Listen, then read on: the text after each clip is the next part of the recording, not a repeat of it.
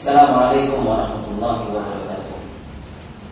Innal hamdalillah nahmaduhu wa nasta'inuhu wa nastaghfiruh wa na'udzu bihi min shururi anfusina wa sayyiati a'malina. May yahdihillahu fala mudilla lahu wa may yudlil fala hadiya lahu. Asyhadu an la ilaha illallah wahdahu la syarika lahu wa asyhadu anna Muhammadan abduhu wa rasuluh.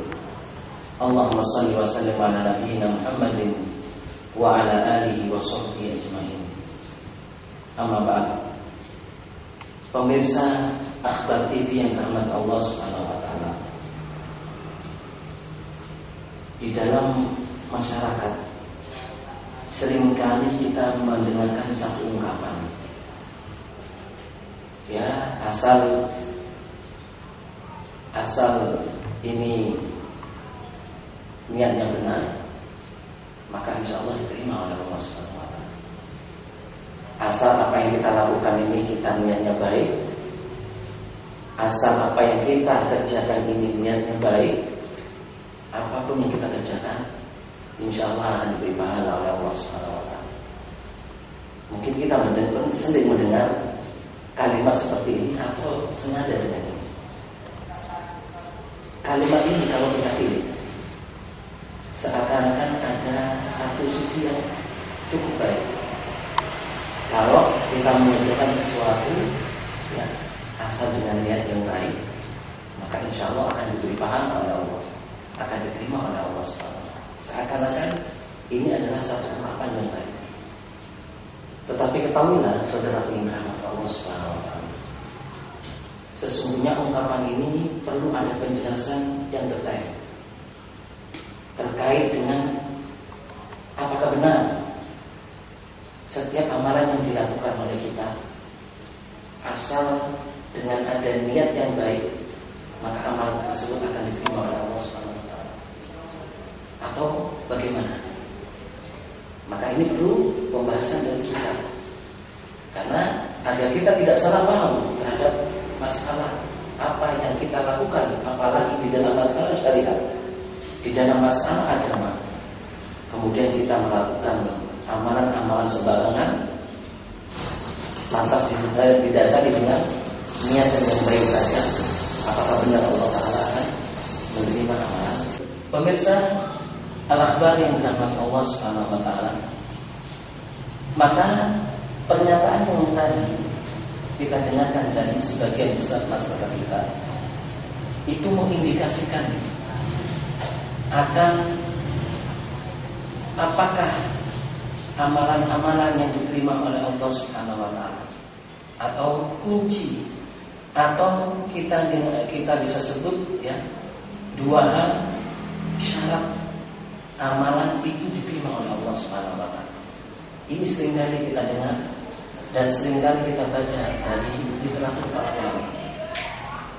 Pemirsa yang dirahmati Allah Subhanahu wa taala, sesungguhnya niat baik ketika kita melakukan satu amalan tidaklah cukup bagi kita mengantarkan amalan kita itu diterima oleh Allah Subhanahu wa taala.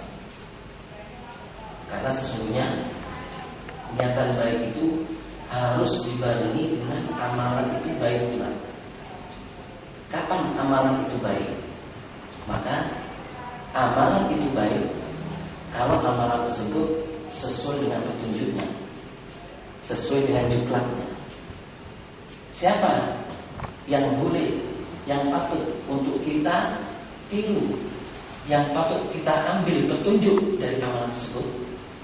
Ya tentunya di dalam Islam adalah figur yang mulia Nabi kita Muhammad SAW. Tidak ada selainnya. Pemirsa yang dirahmati Allah Subhanahu wa taala, adalah dua syarat diterimanya amalan yang disebutkan oleh orang-orang. Yang pertama adalah ikhlas karena Allah Subhanahu wa taala. Ini mungkin maksud dari pernyataan tadi, yaitu niat baik, yaitu niat karena Allah Subhanahu wa taala. Yang kedua adalah mengikuti petunjuk yang telah ditunjukkan oleh Nabi Muhammad SAW. Maka dua syarat ini harus beriringan seiring sejalan dengan amalan yang kita lakukan. Salah satu dari keduanya ini tidak ada, maka amalan tersebut tidak akan diterima oleh Allah Subhanahu wa taala.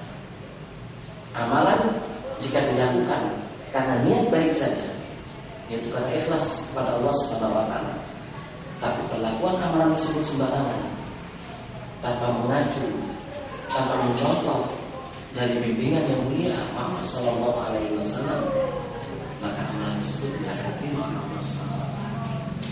Begitu juga ketika kita melakukan satu amalan itu amalan saleh, karena amalan tersebut adalah sesuai dengan apa yang ditunjukkan oleh Nabi sallallahu alaihi wasallam, tetapi tidak karena Allah Subhanahu wa taala. Tentunya amalan tersebut juga akan hilang dan akan sirna begitu saja, seiring dengan sirnanya niat ikhlas karena Allah Subhanahu wa taala. Dalam hal niat ikhlas karena Allah Subhanahu wa taala, Allah Subhanahu wa taala berfirman, "A'udzubillahi minasyaitonir rajim. Wa ma umiru illa liya'budullaha mukhlishina lahu-d-din hunafa." Mereka tidaklah diperintahkan kecuali hanya untuk beribadah kepada Allah Subhanahu wa taala, memurnikan peribadatan hanya kepada Allah Subhanahu wa taala. Ini terkait dengan niat ikhlas. Maka pemirsa yang dirahmati Allah Subhanahu wa taala, Allah tidak akan menerima amalan orang-orang yang beramal tanpa ikhlas karena Allah. Karena ini ada syarat yang pertama, meskipun amalan yang dilakukan oleh orang tersebut adalah amalan soleh, termasuk amalan soleh, mungkin ada di antara manusia melakukan satu amalan soleh sesuai dengan petunjuk yang ditunjukkan oleh Nabi SAW, tetapi dia tidak ikhlas amalannya karena Allah Subhanahu wa taala, tidak dibarengi dengan iman kepada Allah Subhanahu wa taala, tidak dibarengi dengan keyakinan kepada Allah Subhanahu wa taala, maka amalan tersebut akan sirna begitu saja, bagaikan debu yang bertebaran. Sebagaimana yang dinyatakan oleh Allah dalam surat Al-Furqan, "A'udzubillahi minasyaitonir rajim. Wa qadimna ila ma 'amilu min 'amalin faja'alnahu haba'an mansura." Ayat ini berkenaan dengan amalan orang-orang kafir, dan telah kami paparkan amalan mereka yang telah mereka amalkan di dunia, dan kami jadikan amalan mereka sebagaimana debu yang bertebaran, tidak mendapatkan pahala sama sekali dari amalan tersebut, meskipun amalan tersebut cocok dan sesuai dengan petunjuk Nabi sallallahu alaihi wasallam. Kemudian terkait syarat yang kedua adalah syarat mutaba'ah di Rasulullah sallallahu alaihi wasallam, yaitu syarat kita mengikuti petunjuk yang ditunjukkan oleh Nabi sallallahu alaihi wasallam.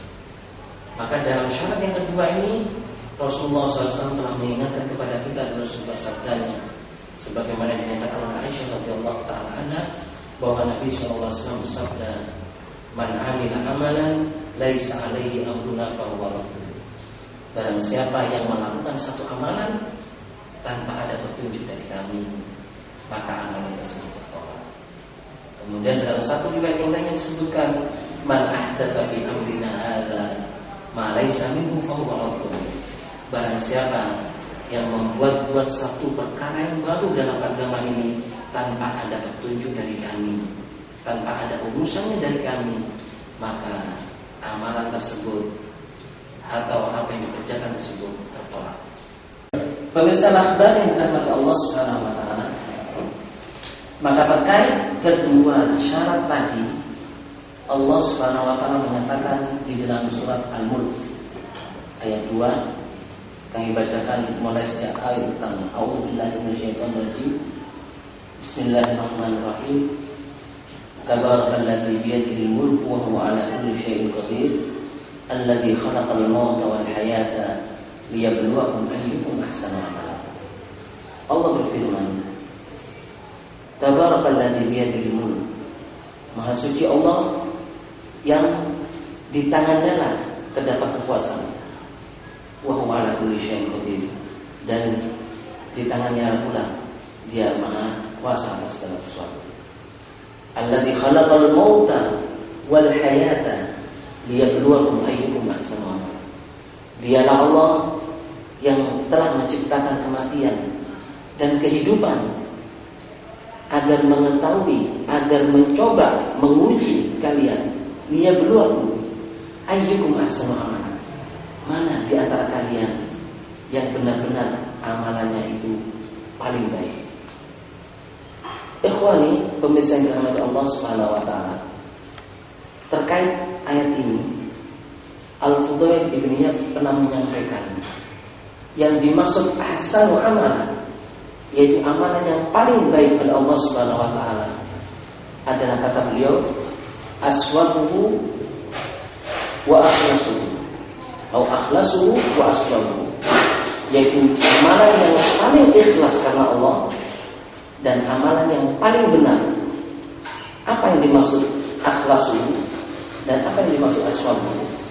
Kemudian beliau menyatakan idza kana al-amalu khalisan liwajhi al-karim wa lam yakun shawaban lam yuqbal. Jika amalan yang dilakukan oleh seseorang ikhlas karena Allah Subhanahu wa taala tetapi dia tidak sesuai dengan petunjuk Nabi sallallahu alaihi wasallam, maka tidaklah diterima. Wa in kana al-amalu yakun shawaban wa in kana al-amalu shawaban wa lam yakun khalisan wa lam yuqbal. Begitu pula ketika amal tersebut itu benar sesuai dengan petunjuk yang ditunjukkan oleh Nabi sallallahu alaihi wasallam, tetapi amalan tersebut tidak karena Allah Subhanahu wa taala, tidak dilakukan karena ikhlas kepada Allah Subhanahu wa taala, karena ada tendensi yang lainnya, itu pula tidak akan diterima oleh Allah Subhanahu wa taala. Hatta yakuna khalisan shawaban, sampai amalan tersebut benar-benar dilakukan karena Allah Subhanahu wa taala, ikhlas karena Allah Subhanahu wa taala dan benar sesuai dengan petunjuk yang ditunjukkan oleh Nabi sallallahu alaihi wasallam. Pemirsa yang dirahmati Allah Subhanahu wa taala, kalau kita ingin menghadap Allah Subhanahu wa taala dengan mendapati amalan kita diterima oleh Allah Subhanahu wa taala, maka cukuplah dua syarat ini. Cukuplah kita menghadap kepada Allah Subhanahu wa taala membawa amalan dengan dimodali dua syarat yang kita lakukan ini. Selama kita melakukan amalan apapun ikhlas karena Allah Subhanahu wa taala, dan selama kita melakukan amalan tersebut sesuai dengan petunjuk yang ditunjukkan oleh Nabi sallallahu alaihi wasallam, maka insyaallah amalan kita diterima oleh Allah Subhanahu wa taala. Allah menyatakan di dalam surat Kahfi ayat yang terakhir 110, a'udzu billahi minasyaitonir rajim. Faman kana yarju liqa'a rabbih falyamal amalan shalihan wa la yusyrik bi ibadati rabbih ahada. Barang siapa yang ingin perjumpaan dengan Rabb-Nya, falyamal amalan shalihan, maka hendaknya dia melakukan amalan saleh, wa la yusyrik bi ibadati rabbih ahada, dan tidak pula menyekutukan amalan tersebut kepada selain Allah Subhanahu wa taala. Ikhwani, amalan saleh yang dimaksud di dalam ayat ini adalah amalan yang sesuai dengan petunjuk dari Nabi sallallahu alaihi wasallam. Kemudian yang dimaksud di dalam ayat ini wala yusyrik bi ibadati rabbih ahada, ini adalah satu hal yang menunjukkan bahwa amalan kita hendaknya kita lakukan ikhlas karena Allah Subhanahu wa taala. Tidak kita lakukan dengan menduakan Allah Subhanahu wa taala. Tidak kita lakukan dengan menyisihkan Allah Subhanahu wa taala. Hendaknya kita melakukan amalan tersebut sesuai dengan petunjuk Allah dan Rasulnya, dan juga hendaknya kita melakukan amalan tersebut karena Allah Subhanahu wa taala dan untuk Allah Subhanahu wa taala. Begitulah dua syarat diterimanya amalan yang hal ini senantiasa menjadikan satu pilar, satu pondasi, satu langkah awal ketika kita melaksanakan sesuatu apapun. Makanya para jamaah yang dirahmati Allah, pemirsa yang dirahmati Allah Subhanahu wa taala, para ulama salafus saleh dahulu ketika ingin melakukan satu amalan, maka sedikitnya ada dua pertanyaan yang terngiang-ngiang di dalam benaknya. Apa pertanyaan ini? Pertanyaan ini adalah lima wa kaifa. Bagaimana, untuk apa engkau melakukan ini? Untuk siapa engkau melakukan amalan ini? Wa kaifa, dan bagaimana engkau melakukan ini? Maka pertanyaan yang pertama, untuk apa engkau melakukan ini? Ini indikasi bahwa kita melakukan amalan tersebut harus ikhlas karena Allah Subhanahu wa taala dan arahnya untuk ikhlas karena Allah Subhanahu wa taala. Sedangkan pertanyaan yang kedua, wa kaifa, dan bagaimana amalan tersebut? Ini satu indikasi, satu indikator bahwasanya kita melakukan amalan tersebut sesuai dengan petunjuk yang ditunjukkan oleh Nabi Muhammad SAW. Semoga apa yang kita amalkan benar-benar ikhlas karena Allah Subhanahu wa taala, mengharap karena wajah Allah Subhanahu wa taala. Tidak ada tendensi yang lainnya dalam amalan-amalan kita yang kita lakukan. Dan semoga apa yang kita lakukan benar-benar sesuai dengan apa yang diberikan oleh Nabi SAW, yang harus didasari dengan ilmu, harus didasari dengan ilmu yang sahih, yang bersumber dari Nabi Muhammad SAW. Aku lu tasma'u wa astaghfirullah wa astaghfiruhu innahu huwal ghafurur rahim. Subhanakallahumma wa bihamdika asyhadu an la ilaha illa anta astaghfiruka wa atubu ilaik. Assalamualaikum warahmatullahi wabarakatuh.